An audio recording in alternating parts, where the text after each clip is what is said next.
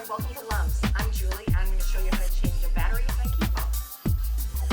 So this is the Toyota key fob that has a dead battery. So the first thing you want to do is, if you can see that little push sign right there, it's actually a button. You want to push on that button right there and this will slide out. Now this is an extra key to unlock your door if you need it. But you take this extra key, and if you can see right there, there's a little slit right there. And this is what I use to open. This is what you use to open up the key fob. So you want to put that in there, and you just want to twist it just a little bit, and this will open up. And as you can see, there is a battery right here. This is what we're going to replace. It's a 2032. It's a battery you can get at any variety store or grocery store. And you want to take that and you want to pop that battery out.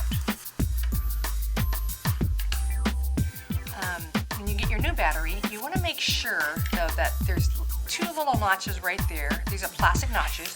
You want to make sure your battery goes in underneath those little notches. That snaps right in, and you put that back in as you saw it, and just snap that in, and that's complete. And you can just put that in